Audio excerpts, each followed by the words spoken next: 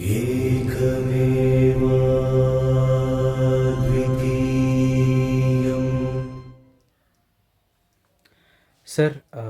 ಆಷಾಢ ಮಾಸದಲ್ಲಿ ಯಾವುದೇ ಮುಹೂರ್ತಗಳಿಲ್ಲದ ಕಾರಣ ಆಷಾಢ ಮಾಸದ ವಿಶೇಷ ಮತ್ತು ಮುಹೂರ್ತಗಳ ವಿಚಾರವಾಗಿ ನಾವು ಯಾವುದೇ ವಿಡಿಯೋವನ್ನು ಮಾಡಿರಲಿಲ್ಲ.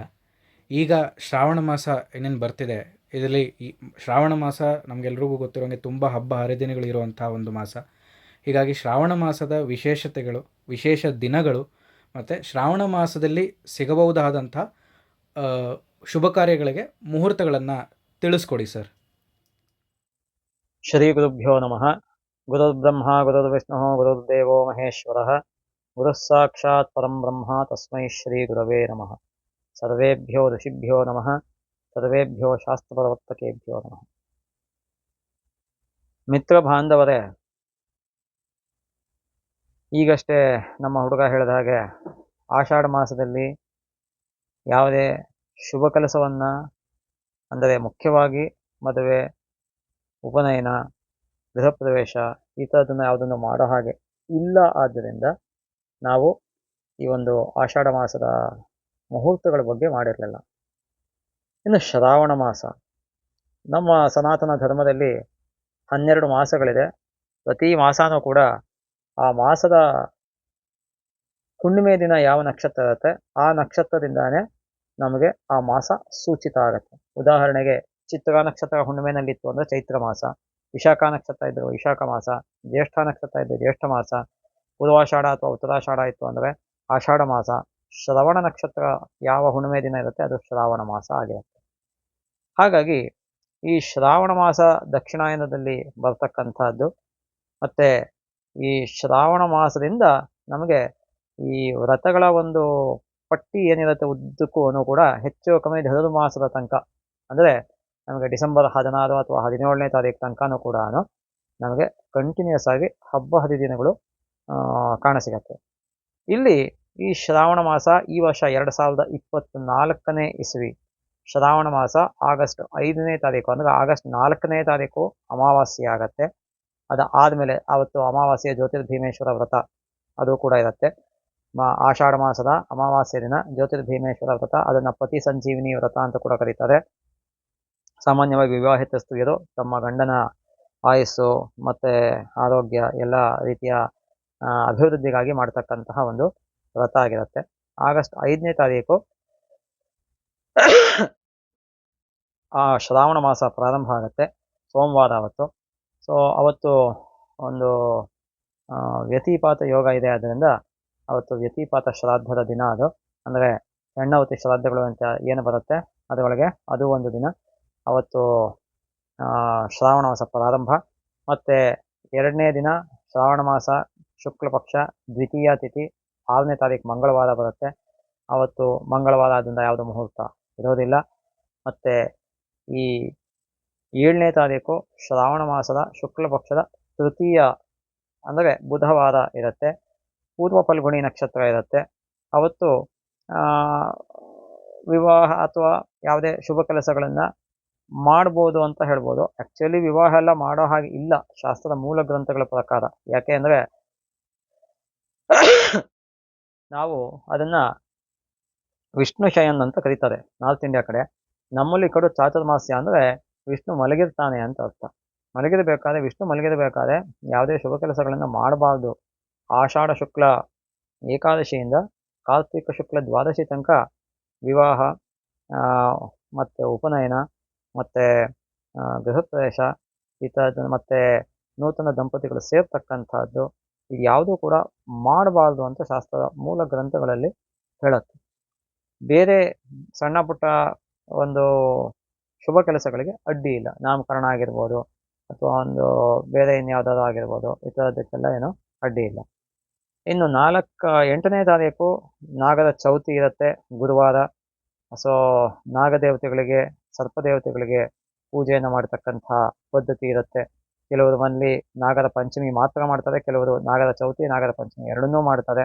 ಹಾಗಾಗಿ ಎರಡೂ ಮಾಡ್ತಕ್ಕಂಥ ಪದ್ಧತಿ ಇರತಕ್ಕಂಥದ್ದು 8ನೇ ತಾರೀಕು 9ನೇ ತಾರೀಕು 2 ದಿನ ಮಾಡಬೇಕಾಗುತ್ತೆ.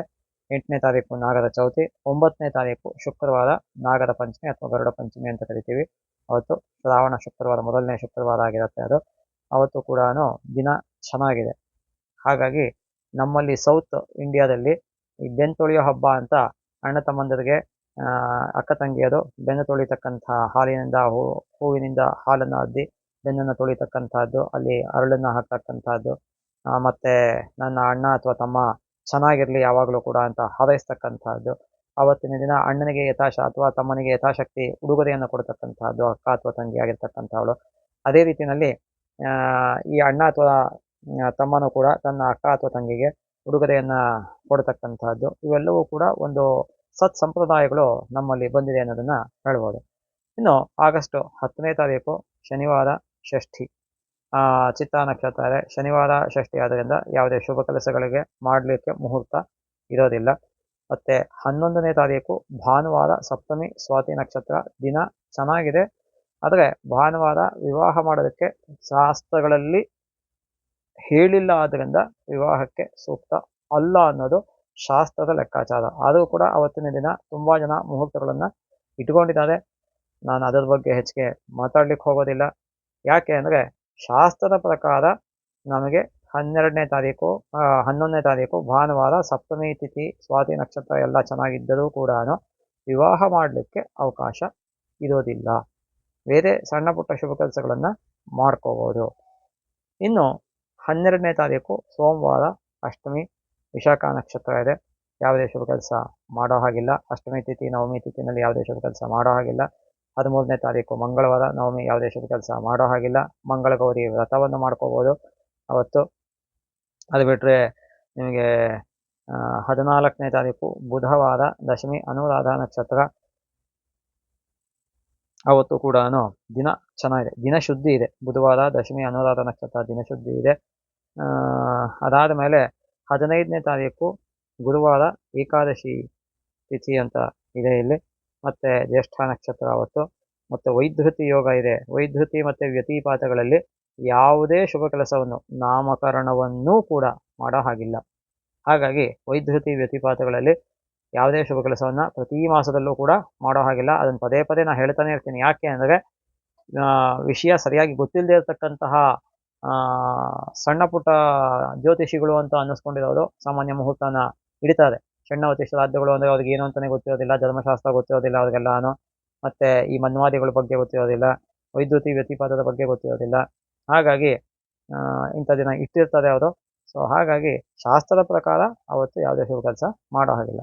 ಇನ್ನು 16ನೇ ತಾರೀಕು ಶುಕ್ರವಾರ ಮೂಲ ನಕ್ಷತ್ರ ಇದೆ. ವರಮಹಾಲಕ್ಷ್ಮಿ ಹಬ್ಬ ಕೂಡ ಅವತ್ತೇ ಇದೆ. ಹಾಗಾಗಿ ಅಲ್ಲಿ ಏನಾಗುತ್ತೆ ಅಂದರೆ ಈ ಸತಿ 2 ಏಕಾದಶಿ ಬಂದಿದೆ. ಅದು ಇವರು ಪಂಚಾಂಗದಲ್ಲಿ ತೊಗೊಂಡಿರೋ ಲೆಕ್ಕಾಚಾರದಲ್ಲಿ ನಾನು ಹೇಳ್ತಿರೋದು. ಒಂಟಿಕೊಪ್ಪಲ್ ಪಂಚಾಂಗದಲ್ಲಿ 15ನೇ ತಾರೀಕು ಸ್ಮಾರ್ತ ಏಕಾದಶಿ ಅಂತ ತೊಗೊಂಡಿದ್ದಾರೆ. 16ನೇ ತಾರೀಕು ಭಾಗವತ, ಶ್ರೀ ವೈಷ್ಣವ ಮತ್ತು ವೈಷ್ಣವ ಏಕಾದಶಿ ಅಂತ ತೊಗೊಂಡಿದ್ದಾರೆ. ಸೊ ಹಾಗಾಗಿ ಏಕಾದಶಿ ಮತ್ತು ಇದು ವರಮಹಾಲಕ್ಷ್ಮಿ ಹಬ್ಬ ಎರಡೂ ಕೂಡ ಒಂದೇ ದಿನ ಈ ಸತಿ ಬಂದಿರತಕ್ಕಂಥದ್ದು ವಿಶೇಷ. ಇನ್ನು 17ನೇ ತಾರೀಕು ಶನಿವಾರ ಸಿಂಹ ಸಂಕ್ರಮಣ, ಅಂದರೆ ಸೂರ್ಯ ಕರ್ಕಾಟಕ ರಾಶಿಯಿಂದ ಸಿಂಹ ರಾಶಿಗೆ ಹೋಗ್ತಕ್ಕಂಥದ್ದು ಸಿಂಹ ಮಾಸ. ನಮಗೆ ಚಾಂದ್ರಮಾನ ರೀತಿಯ ಅಮಾವಾಸ್ಯೆ ಹೇಗೋ ಸೌರಮಾನ ರೀತಿಯ ಸಂಕ್ರಮಣ ಅನ್ನೋದು ಹಾಗೆ ತರ್ಪಣವನ್ನು ಬಿಡತಕ್ಕಂತಹ ದಿನ ಆಗಿರುತ್ತೆ. ಆದ್ದರಿಂದ ಸಿಂಹ ಸಂಕ್ರಮಣದ ಪ್ರಯುಕ್ತ ತರ್ಪಣವನ್ನು ಬಿಡತಕ್ಕಂತಹದ್ದು. ನಮಗೆ ಆ ತರ್ಪಣವನ್ನು ಹಗಲು ಕಾಲದಲ್ಲಿ ಬೆಳಗ್ಗೆ ಬಿಡತಕ್ಕಂತಹದ್ದು. ಅದಾದಮೇಲೆ 18ನೇ ತಾರೀಕು ಭಾನುವಾರ ಚತುರ್ದಶಿ ಅಂದಾಗ ರಿಕ್ತ ತಿಥಿ. ಅದು ಚತುರ್ಥಿ, ನವಮಿ, ಚತುರ್ದಶಿ ಈ 3 ರಿಕ್ತ ತಿಥಿಗಳು. ಈ 3 ತಿಥಿಗಳಲ್ಲಿ ಯಾವುದೇ ಶುಭ ಕೆಲಸಗಳನ್ನು ಮಾಡೋ ಹಾಗೆ ಇಲ್ಲ. ನೀವು ಬರ್ಡೇ ಪಾರ್ಟಿ ಆ ಥರದ್ದೆಲ್ಲ ಇಟ್ಕೊಳ್ತೀವಿ ಅಂದರೆ ಶಾಸ್ತ್ರದಲ್ಲಿ ಅದಕ್ಕೇನು ಲೆಕ್ಕಾಚಾರ ಇಲ್ಲ. ಅದರಿಂದ ನೀವು ಮಾಡ್ಕೋಬೋದು. ಶಾಸ್ತ್ರೋಕ್ತವಾದಂತಹ ಬರ್ತ್ಡೇ ಪಾರ್ಟಿ ಅಂದರೆ ಭಾಗವತದಲ್ಲಿ ಕೃಷ್ಣನಿಗೆ ಹೇಗೆ ಜನ್ಮ ದಿನೋತ್ಸವವನ್ನು ಮಾಡ್ತಾರೆ, ಒಂದು ಆಯುಷ್ಯ ಹೋಮವನ್ನು ಮಾಡಿ ಆ ಥರ ಎಲ್ಲ ಮಾಡಬೇಕು ಅಂದಾಗ ನೀವು ಅವಾಗ ಇಟ್ಕೊಳ್ಳದೇ ಇರತಕ್ಕಂತಹದ್ದು ಸೂಕ್ತ. ಹಾಗಾಗಿ ಅವತ್ತಿನ ದಿನ 18ನೇ ತಾರೀಕು ಭಾನುವಾರ ಚತುರ್ದಶಿ ಇರುತ್ತೆ. ಅದು ಆದಮೇಲೆ ನಮಗೆ 19ನೇ ತಾರೀಕು ಶ್ರಾವಣ ಮಾಸದ ಶುಕ್ಲ ಪಕ್ಷದ ಹುಣ್ಣಿಮೆ, ಅಂದರೆ ಉಪಕರ್ಮ ಅಂತ ನಾವೇನು ಹೇಳ್ತೀವಿ, ಆ ಋಗ್ವೇದಿಗಳಿಗೆ ಮತ್ತು ಯಜುರ್ವೇದಿಗಳಿಗೆ ಇಬ್ಬರಿಗೂ ಕೂಡ ಉಪಕರ್ಮ ಇರತಕ್ಕಂತಹ ದಿನ. ಅದು ಶ್ರಾವಣ್ಯಾಮ್ ಶ್ರವಣ ನಕ್ಷತ್ರ ಯುಕ್ತಾಯಾಮ್ ಅಂತ ಹೇಳುತ್ತೆ. ಅದರಿಂದ ಹಿಂದಿನ ದಿನನೇ ಬೆಳಗ್ಗೆ 9:30ಗೆ ಶ್ರವಣ ನಕ್ಷತ್ರ ಬರುತ್ತೆ. ಮಾರನೇ ದಿನ ಬೆಳಗ್ಗೆ 8:47ಕ್ಕೆ ಮುಗಿದೋಗುತ್ತೆ. ಸೊ ಹಾಗಾಗಿ ನೀವು ನನ್ನ ಕೇಳ್ತು ಅಂದ್ರೆ 2 ದಿನನೂ ಯಾವಾಗ ಬೇಕಾದ್ರೂ ಮಾಡ್ಕೋಬೋದು. ಪಂಚಾಂಗದಲ್ಲಿ ಅವನು ಒಂದೇ ದಿನ ಬರೆದಿದ್ದಾನೆ. ಬಟ್ ನನ್ನ ಕೇಳ್ತು ಅಂದರೆ ಭಾನುವಾರ ಬೇಕಾದ್ರೂ ಮಾಡ್ಕೋಬೋದು ಋಗ್ವೇದಿಗಳು. ನಾನು ಹೇಳ್ತಾ ಇರೋದು ಯಾಕೆಂದರೆ ಯಜುರ್ವೇದಿಗಳಿಗೆ ಶ್ರಾವಣ್ಯಾಂ ಪೌರ್ಣಿಮಾಸ್ಯಾಂ ಅಧೀತಾನಾಂ ಛಂದಸಾಂ ಸವೀರ್ಯತ್ವಾಯ ವೀರ್ಯವತ್ತಾತಂ ಅಧ್ಯಾಯೋತ್ಸರ್ಜನ ಅಧ್ಯಾಯೋಪಕರ್ಮಾಂಗ ಪ್ರಾಜಾಪತ್ಯಾದಿ ನವಕಾಂಡ ಋಷಿದೇವತಾ ಮುದ್ದೇಶ್ಯ ಪ್ರಾಜಾಪತ್ಯಾದಿ ನವಕಾಂಡ ಋಷಿದೇವತಾ ಪ್ರೀತ್ಯರ್ಥಂ ಹೀಗೆ ಉದ್ದಕ್ಕೆ ಸಂಕಲ್ಪ ಹೋಗುತ್ತೆ. ಹಾಗಾಗಿ ಅವರು 19ನೇ ತಾರೀಕಿಗೆ ಮಾಡ್ಕೋಬೇಕಾಗತ್ತೆ. ಋಗ್ವೇದಿಗಳು, ಅಶ್ವಲಾಯನರು, ಬಹ್ವೃಚರು ಈ ಉಪಕರ್ಮವನ್ನು ಮಾಡ್ಕೋಬೇಕು ಅಂದರೆ 18ನೇ ತಾರೀಕು ಬೇಕಾದ್ರೂ ಮಾಡ್ಕೋಬೋದು, 19 ಬೇಕಾದ್ರೂ ಮಾಡ್ಕೋಬೋದು. ನನ್ನ ಲೆಕ್ಕಾಚಾರ ಅಂತ ನಾನು ಸ್ಪಷ್ಟವಾಗಿ ಹೇಳಿದ್ದೀನಿ. ಯಾಕೆ ಅಂದರೆ ಅಲ್ಲಿ ಬೆಳಗ್ಗೆ 9:38ಕ್ಕೆ ಶ್ರವಣ ನಕ್ಷತ್ರ ಬರುತ್ತೆ. ಮಾರನೇ ಬೆಳಗ್ಗೆ 8:47ಕ್ಕೆ ಮುಗಿದೋಗುತ್ತೆ. ಅದಕ್ಕೋಸ್ಕರನೇ ನೀವು ಋಗ್ವೇದಿಗಳಿಗೆ ಶ್ರವಣ ನಕ್ಷತ್ರ ಬಹಳ ಇಂಪಾರ್ಟೆಂಟು, ಯಜುರ್ವೇದಿಗಳಿಗೆ ಹುಣ್ಣಿಮೆ ತಿಥಿ ಇಂಪಾರ್ಟೆಂಟು. ಆದ್ದರಿಂದ ನೀವು ಋಗ್ವೇದಿಗಳು 18ನೇ ತಾರೀಕು ಅಥವಾ 19ನೇ ತಾರೀಕು ಮಾಡ್ಕೋಬೋದು. ಯಜುರ್ವೇದಿಗಳು 19ನೇ ತಾರೀಕು ಸೋಮವಾರ ಈ ಒಂದು ಉಪಕರ್ಮವನ್ನು, ಅವತ್ತೇ ರಕ್ಷಾಬಂಧನ ಕೂಡ ಇರುತ್ತೆ, ಹಯಗ್ರೀವ ಉತ್ಪತ್ತಿ ಕೂಡ ಅವತ್ತೇ ಇದೆ. ಸೊ ಅಂದರೆ ಹಯಗ್ರೀವ ಜಯಂತಿ ಮತ್ತು ಸಂಸ್ಕೃತ ದಿನಾಚರಣೆ ಕೂಡ ಅವತ್ತೇ ಇರುತ್ತೆ. ಹಾಗಾಗಿ ಅವತ್ತಿನ ದಿನ ನಮಗೆ ಉಪಕರ್ಮ ಇರುತ್ತೆ. ಇನ್ನು 20ನೇ ತಾರೀಕು ಮಂಗಳವಾರ ಮಂಗಳಗೌರಿ ವ್ರತ ಇರುತ್ತೆ ಮತ್ತು ಗಾಯತ್ರಿ ಪ್ರತಿಪತ್ತು ಇರುತ್ತೆ. ಅದು ಆದಮೇಲೆ ನಮಗೆ 21ನೇ ತಾರೀಕು ನಮಗೆ 20, 21, 22 ರಾಘವೇಂದ್ರ ಸ್ವಾಮಿಗಳ ಆರಾಧನೆ ಇರುತ್ತೆ. ಅದರೊಳಗೆ ಮಧ್ಯಾರಾಧನೆ ಬಂದು 21ನೇ ತಾರೀಕು. ಸೊ ಹಾಗಾಗಿ ಬುಧವಾರ ದ್ವಿತೀಯ ತಿಥಿ ಶತಭಿಷ ನಕ್ಷತ್ರ, ಅವತ್ತಿನ ದಿನ ಚೆನ್ನಾಗಿದೆ. ಅದು ಬಿಟ್ಟರೆ 22ನೇ ತಾರೀಕು ಗುರುವಾರ ಉತ್ತರಾಭಾದ್ರ ನಕ್ಷತ್ರ, ಧೃತಿಯೋಗ, ವಣಿಕರ್ಣ, ಅದು ಕೂಡ ದಿನ ಚೆನ್ನಾಗಿದೆ. ಮತ್ತು ಸಂಕಷ್ಟಹರ ಗಣಪತಿ ವ್ರತ 22ನೇ ತಾರೀಕು ಗುರುವಾರ ಇರ್ತಕ್ಕಂಥದ್ದು. ಇನ್ನು ಗುರುವಾರ ದಿನ ಮುಹೂರ್ತ ಯಾವುದಾದ್ರು ಇಟ್ಕೋಬೋದು. ಗುರುವಾರ ಇದೆ, ತೃತೀಯ ತಿಥಿ ಇದೆ, ಉತ್ತರಾಭಾದ್ರ ನಕ್ಷತ್ರ ಇದೆ, ಧೃತಿಯೋಗ ಇದೆ, ವಣಿಕರ್ಣ ಇದೆ. ಹೊಸ ವ್ಯಾಪಾರ ಮಾಡ್ತಕ್ಕಂಥವ್ರಿಗೆ ಗುರುವಾರ 22ನೇ ತಾರೀಕು ಬೆಳಗ್ಗೆ 11 ಗಂಟೆಯಿಂದ 12-12:30 ಒಳಗೆ ಟೈಮ್ ಚೆನ್ನಾಗಿರುತ್ತೆ, ಮಾಡ್ಕೋಬೋದು. 23ನೇ ತಾರೀಕು ಶುಕ್ರವಾರ ಚತುರ್ಥಿ ತಿಥಿ, ರೇವತಿ ನಕ್ಷತ್ರ, ಚತುರ್ಥಿ ರಿಕ್ತ ತಿಥಿ ಆದ್ದರಿಂದ ಯಾವುದೇ ಶುಭ ಕೆಲಸ ಮಾಡೋ ಹಾಗಿಲ್ಲ. ಇನ್ನು 24 ಪಂಚಮಿ ಆದರೂ ಶನಿವಾರ ಬರುತ್ತೆ, ಆದ್ದರಿಂದ ಯಾವುದೇ ಶುಭ ಕೆಲಸ ಮಾಡೋ ಹಾಗಿಲ್ಲ. 25ನೇ ತಾರೀಕು ಷಷ್ಠಿ ತಿಥಿ ಭಾನುವಾರ, ಭರಣಿ ನಕ್ಷತ್ರ, ಭರಣಿ ನಕ್ಷತ್ರದಲ್ಲಿ ಯಾವುದೇ ಶುಭ ಕೆಲಸ ಮಾಡೋ ಹಾಗಿಲ್ಲ. ಹಾಗಾಗಿ ಅವತ್ತು ಕೂಡ ವರ್ಜ್ಯ ಆಗತ್ತೆ. ಇನ್ನು 26ನೇ ತಾರೀಕು ಸೋಮವಾರ ಸಪ್ತಮಿ, ಬೆಳಗ್ಗೆ 8:15ಗೆ ಅಷ್ಟಮಿನೂ ಬಂದ್ಬಿಡುತ್ತೆ. ಕೃತಿಕಾ ನಕ್ಷತ್ರ ರಾತ್ರಿ 9:15 ತನಕ ಇರುತ್ತೆ. ಅದಾದಮೇಲೆ ರೋಹಿಣಿ ನಕ್ಷತ್ರ ಬರುತ್ತೆ. ಆದ್ದರಿಂದ ಅವತ್ತಿನ ದಿನ ಗೋಕುಲಾಷ್ಟಮಿ ಅಂದರೆ ಶ್ರೀಕೃಷ್ಣ ಜನ್ಮಾಷ್ಟಮಿ ಅಂತ ನಾವೇನು ಹೇಳ್ತೀವಿ ಅದನ್ನು ಮಾಡ್ತಕ್ಕಂಥದ್ದು. ಅಲ್ಲಿ ಶಾಸ್ತ್ರಗಳಲ್ಲಿ ಡಿಫರೆನ್ಸ್ ಆಫ್ ಒಪಿನಿಯನ್ ಕೂಡ ಇದೆ. ಯಾಕೆಂದರೆ ನಮ್ಮ ದಕ್ಷಿಣ ದೇಶದಲ್ಲಿ ಶ್ರಾವಣ ಬಹುಳ ಅಷ್ಟಮಿ ಮಾಡ್ತೀವಿ, ಉತ್ತರ ದೇಶದಲ್ಲಿ ಭಾದ್ರಪದ ಬಹುಳ ಅಷ್ಟಮಿ ಮಾಡುವಂಥವ್ರು ಇದ್ದಾರೆ, ಅದಕ್ಕೂ ಪ್ರಮಾಣಗಳು ಇವೆ. ಆದರೆ ನಾವು ಆಚರಣೆ ಮಾಡ್ಕೊಂಡು ಬಂದಿರತಕ್ಕಂಥದ್ದು ಶ್ರಾವಣ ಮಾಸದ ಸಿಂಹ ಮಾಸ ಮುಖ್ಯ ನಮಗೆ. ಶ್ರಾವಣ ಮಾಸ ಕೃಷ್ಣ ಪಕ್ಷ ಅಷ್ಟಮಿ. 27ನೇ ತಾರೀಕು ಅಷ್ಟಮಿ ತಿಥಿ ಸೂರ್ಯೋದಯಕ್ಕೆ ಇರುತ್ತೆ. ಅದಾದಮೇಲೆ ಉಪರಿ ನವಮಿ ಇದೆ ಮತ್ತು ರೋಹಿಣಿ ನಕ್ಷತ್ರ ಅವತ್ತಿರುತ್ತೆ. ನಕ್ಷತ್ರವನ್ನು ನೋಡಿ ಮಾಡ್ತಕ್ಕಂಥದ್ದು ಗೋಕುಲಾಷ್ಟಮಿಯನ್ನು 27ನೇ ತಾರೀಕು ಮಂಗಳವಾರ ಮಾಡ್ಬೋದು. ಅದಾದಮೇಲೆ 28ನೇ ತಾರೀಕು ಬುಧವಾರ ದಶಮಿ, ಮೃಗಶಿರ ನಕ್ಷತ್ರ, ದಿನ ಚೆನ್ನಾಗಿದೆ. ಅವತ್ತು ಎಲ್ಲ ರೀತಿಯಲ್ಲೂ ಕೂಡ ದಿನ ಚೆನ್ನಾಗಿದೆ. ಯಾವ್ದಾದ್ರು ಶುಭ ಕೆಲಸಗಳನ್ನು ಮಾಡಬೇಕು ಅನ್ನೋದಿದ್ದರೆ ಮಾಡ್ಬೋದು. ಅದು ಬಿಟ್ಟರೆ 29ನೇ ತಾರೀಕು ಏಕಾದಶಿ, ಏಕಾದಶಿ ದಿನ ಯಾವುದೇ ಶುಭ ಕೆಲಸ ಮಾಡೋ ಹಾಗಿಲ್ಲ. ಹಾಗಾಗಿ ಯಾವುದೇ ರೀತಿಯಾದಂತಹ ಶುಭ ಕೆಲಸವನ್ನು ಮಾಡೋ ಹಾಗೆ ಇರೋದಿಲ್ಲ. ಆದ್ದರಿಂದ ಉಪವಾಸದ ದಿನ ಆದ್ದರಿಂದ ಉಪವಾಸವನ್ನು ಮಾಡಿ ಭಗವಂತನಾದಂತಹ ಮಹಾವಿಷ್ಣುವನ್ನು ಆರಾಧನೆ ಮಾಡ್ತಕ್ಕಂಥದ್ದು ವಿಶೇಷ ಆಗಿರುತ್ತೆ. ಇನ್ನು 30ನೇ ತಾರೀಕು ಶುಕ್ರವಾರ ದ್ವಾದಶಿ ಆಗಿದ್ದರೂ ಕೂಡ ವ್ಯತಿಪಾತ ಇದೆ ಅವತ್ತು. ಆದ್ದರಿಂದ ಯಾವುದೇ ಶುಭ ಕೆಲಸವನ್ನು ಮಾಡೋ ಹಾಗೆ ಇಲ್ಲ. ಯಾವ ದಿನ ಯಸ್ಮಿನ್ ದಿನೇ ಮಹಾಪಾತಃ ತದ್ದಿನಂ ವರ್ಜಯೇತ್ ವಿದಃ ಅಂತ ಧರ್ಮಶಾಸ್ತ್ರ ಹೇಳುತ್ತೆ. ಅಂದರೆ ಮಹಾಪಾತ ಶಬ್ದದಿಂದ ವೈದ್ಯುತಿ ವ್ಯತಿಪಾತ ಎರಡನ್ನೂ ಕನ್ಸಿಡರ್ ಮಾಡಬೇಕು ಅಂತ ಶಾಸ್ತ್ರ ಹೇಳುತ್ತೆ. ಹಾಗಾಗಿ ಯಾವ ಮಾಸದಲ್ಲೇ ಆಗಲಿ ಯಾವ ದಿನ ವೈದ್ಯುತಿ ಅಥವಾ ವ್ಯತಿಪಾತ ಇರುತ್ತೆ ಅವತ್ತು ನಾವು ಯಾವುದೇ ಶುಭ ಕೆಲಸವನ್ನು ಮಾಡೋ ಹಾಗಿಲ್ಲ, ಖಡಾಖಂಡಿತವಾಗಿ ಮಾಡೋ ಹಾಗಿಲ್ಲ, ನಾಮಕರಣವನ್ನೂ ಮಾಡೋ ಹಾಗಿಲ್ಲ. ಇನ್ನು 31ನೇ ತಾರೀಕು ಶನಿವಾರ ತ್ರಯೋದಶಿ, ಪುಷ್ಯ ನಕ್ಷತ್ರ ಇದೆ. ಶನಿವಾರ ತ್ರಯೋದಶಿ ಬಂತು ಬಹಳ ವಿಶೇಷ, ಶನಿ ತ್ರಯೋದಶಿ ಅಂತಲೇ ಹೇಳ್ತೀವಿ ನಾವು. ಹಾಗಾಗಿ ಶನೈಶ್ಚರನ ಒಂದು ಆರಾಧನೆಗೆ ಬಹಳ ವಿಶೇಷವಾಗಿರ್ತಕ್ಕಂತಹ ದಿನ ಆಗಿರುತ್ತೆ ಅದು. ಹಾಗಾಗಿ ಅವತ್ತಿನ ದಿನ ನೀವು ಶನೈಶ್ಚರನ ಆರಾಧನೆಯನ್ನ ಅಥವಾ ಅಕಸ್ಮಾತ್ ಏನಾದ್ರು ನೀವೇನಾದ್ರು ಶನೈಶ್ಚರ ಶಾಂತಿಯನ್ನ ಮನೆಯಲ್ಲಿ ಮಾಡ್ಕೋಬೇಕು ಅಂತ ಇತ್ತು ಅಂದ್ರೆ ಅವತ್ತಿನ ದಿನ ಮಾಡ್ಕೊಳ್ಳೋದಕ್ಕೆ ಬಹಳ ಸೂಕ್ತ ಆಗುತ್ತೆ. ಗುರು ಶಾಂತಿ, ಶನಿ ಶಾಂತಿ ಈ ಥರದ್ದೆಲ್ಲ ಮಾಡ್ಕೊಳ್ಬೇಕು ಅಂದ್ರೆ ಮಾಡ್ಕೋಬಹುದು. ಇನ್ನು ಸೆಪ್ಟೆಂಬರ್ 1ನೇ ತಾರೀಕು ಭಾನುವಾರ, ಚತುರ್ದಶಿ ತಿಥಿ, ಆಶ್ಲೇಷ ನಕ್ಷತ್ರ ಆಗಿರುತ್ತೆ. ಅವತ್ತಿನ ದಿನ ಯಾವುದೇ ಶುಭ ಕೆಲಸ ಇರೋದಿಲ್ಲ. ಹಾಗಾಗಿ ಭಾನುವಾರ ಆದ್ರಿಂದ ಭಾನುವಾರದ ದಿನ ನೀವು ಸಾಮಾನ್ಯವಾಗಿ ಮಾಡ್ಕೊಳ್ತಕ್ಕಂತಹ ಶುಭ ಕೆಲಸಗಳು ಅಂದರೆ ನೀವು ಶಾಂತಿ ಕಾರ್ಯಗಳನ್ನು ಮಾಡ್ಬೋದು. ನವಗ್ರಹ ಶಾಂತಿ ಆಗಿರ್ಬೋದು ಅಥವಾ ಯಾವುದಾದ್ರು ಹೋಮ ಹವನಗಳಾಗಿರ್ಬೋದು, ಈ ಥರದ್ದು ಮಾಡ್ಬೋದು. ಭಾನುವಾರ ಆದಷ್ಟು ಮದುವೆಯನ್ನಾಗಲಿ, ಉಪನಯನವನ್ನಾಗಲಿ ಅಥವಾ ಗೃಹ ಪ್ರವೇಶವನ್ನಾಗಲಿ ಈ ಥರದನ್ನ ಅವಾಯ್ಡ್ ಮಾಡ್ತಕ್ಕಂತಹದ್ದು ಆದಷ್ಟು ಸೂಕ್ತ, ಶಾಸ್ತ್ರದಲ್ಲಿ ಹೇಳಿಲ್ಲ. ಇನ್ನು 2ನೇ ತಾರೀಕು, ಸೆಪ್ಟೆಂಬರ್ 2ನೇ ತಾರೀಕು ಸೋಮವಾರ ಮಖ ನಕ್ಷತ್ರ ಇರುತ್ತೆ.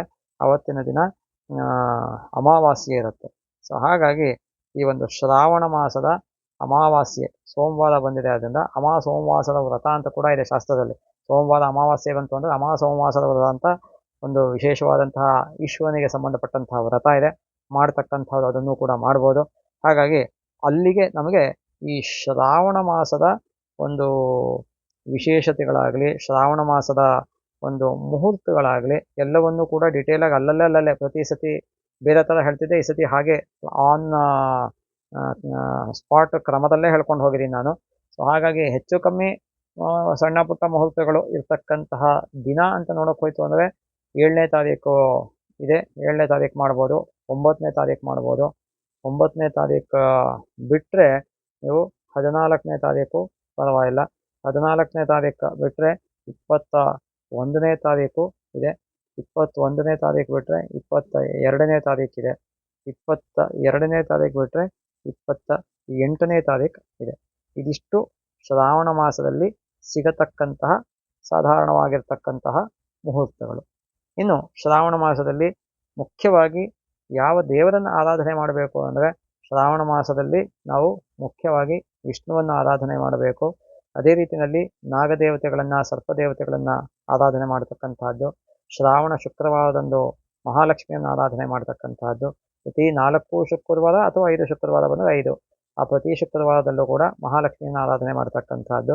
ಅದೇ ರೀತಿಯಲ್ಲಿ ಶ್ರಾವಣ ಶನಿವಾರದಂದು ಶ್ರೀ ವೆಂಕಟೇಶ್ವರನನ್ನು ತಿರುಪತಿಯಲ್ಲಿ, ತಿರುಮಲದಲ್ಲಿ ಈ ಬ್ರಹ್ಮರಥೋತ್ಸವ ಇವೆಲ್ಲ ನಡೆಯುತ್ತೆ. ಹಾಗಾಗಿ ನಾವು ಇಲ್ಲಿ ಕೂಡ ಅಷ್ಟು ದೂರ ಹೋಗೋಕ್ಕಾಗಲಿಲ್ಲ ಅಂದ್ರೆ ನಿಮ್ಮ ಮನೆ ಹತ್ತಿರದಲ್ಲ ಸಮೀಪದಲ್ಲಿ ಇರತಕ್ಕಂತಹ ಒಂದು ವೆಂಕಟೇಶ್ವರನ ದೇವಸ್ಥಾನಕ್ಕೆ ಹೋಗಿ ನಿಮ್ಮ ಕೈಲಾದಂತಹ ಯಥಾಶಕ್ತಿ ಸೇವೆಯನ್ನು ಮಾಡಿ, ಏನೂ ಆಗಲಿಲ್ಲ ಅಂದ್ರೆ ಒಂದು ನಮಸ್ಕಾರ ಅದು ಹಾಕ್ಕೊಂಡು ವೆಂಕಟೇಶ್ವರನ ಶ್ರಾವಣ ಶನಿವಾರದಂದು ಆರಾಧನೆ ಮಾಡ್ತಕ್ಕಂಥದ್ದು. ಶ್ರಾವಣ ಸೋಮವಾರದಂದು ವಿಶೇಷವಾಗಿ ಈಶ್ವರನನ್ನು ಆರಾಧನೆ ಮಾಡ್ತಕ್ಕಂಥದ್ದು ಬಹಳ ಸೂಕ್ತ ಆಗಿರುತ್ತೆ. ಅದೇ ರೀತಿಯಲ್ಲಿ ಶ್ರಾವಣ ಮಾಸದ ಕೃಷ್ಣ ಪಕ್ಷದಲ್ಲಿ ಗೋಕುಲಾಷ್ಟಮಿ ಅನ್ನೋದು ಬಹಳ ಮುಖ್ಯವಾದಂತಹ ವ್ರತ ಆಗಿರುತ್ತೆ. ಆ ಗೋಕುಲಾಷ್ಟಮಿ ವ್ರತದ ದಿನನೂ ಕೂಡ ನಮಗೆ ಮನ್ವಾದಿ ಬರುತ್ತೆ. ಅಂದರೆ ಯಾವತ್ತು ಅಂದರೆ 26ನೇ ತಾರೀಕು ಮನ್ವಾದಿ ಬರುತ್ತೆ ಮತ್ತು ಗೋಕುಲಾಷ್ಟಮಿ ಕೂಡ ಅವತ್ತೇ ಬರ್ತದೆ. ಯಾಕೆಂದರೆ ಮನ್ವಾದಿಗಳು ಅನ್ನತಕ್ಕಂಥದ್ದು ಒಟ್ಟು 14 ಇರುತ್ತೆ. ಅದರಲ್ಲಿ ಗೋಕುಲಾಷ್ಟಮಿ ಕೂಡ ಒಂದು ಮನ್ವಾದಿ ಅಂದರೆ ತರ್ಪಣವನ್ನು ಬಿಡತಕ್ಕಂತಹ ದಿನ ಆಗಿರುತ್ತೆ. ಹಾಗಾಗಿ ಇದಿಷ್ಟು ಕೂಡ ಶ್ರಾವಣ ಮಾಸದ ವಿಶೇಷತೆಗಳು ಮತ್ತು ಶ್ರಾವಣ ಮಾಸದಲ್ಲಿ ಇರ್ತಕ್ಕಂತಹ ಒಂದಷ್ಟು ಸ್ಥೂಲವಾದಂತಹ ಮುಹೂರ್ತಗಳ ವಿಚಾರ ಆಗಿರುತ್ತೆ. ಇನ್ನು ಈ ಒಂದು ವಿಚಾರಗಳನ್ನು ಹೊರತುಪಡಿಸಿ ನಿಮಗೇನಾದರೂ ಸಂಶಯ ಅಥವಾ ಪ್ರಶ್ನೆಗಳೇನಾದರೂ ಇತ್ತು ಅಂದರೆ ನೀವು ಈ ಸ್ಕ್ರೀನ್ ಮೇಲೆ ಕಾಣ್ತಾ ಇರತಕ್ಕಂತಹ ನಮ್ಮ ನಂಬರ್ಗೆ ವಾಟ್ಸಪ್ ಮಾಡಿ ಪ್ರಶ್ನೆಯನ್ನು ಕೇಳ್ಕೋಬೋದು. ಆ ಪ್ರಶ್ನೆ ಸಮಂಜಸ ಅಂತ ನಮಗೆ ಅನಿಸಿದ್ರೆ ನಾವು ನಿಮ್ಮ ಪ್ರಶ್ನೆಗೆ ಸ್ಪಂದಿಸಿ ವಿಡಿಯೋವನ್ನು ಮಾಡ್ತೀವಿ. ಇಲ್ಲ ಅಂದರೆ ಡೈರೆಕ್ಟಾಗಿ ವಾಟ್ಸಪ್ಪಲ್ಲೇ ನಿಮಗೆ ಉತ್ತರವನ್ನು ಕೊಡ್ತೀವಿ. ಸರ್ವೇ ಸುಜನಾ ಸುಖಿನೋ ಭವಂತು, ಸಮಸ್ತ ಸನ್ಮಂಗಳಾನಿ ಭವಂತು.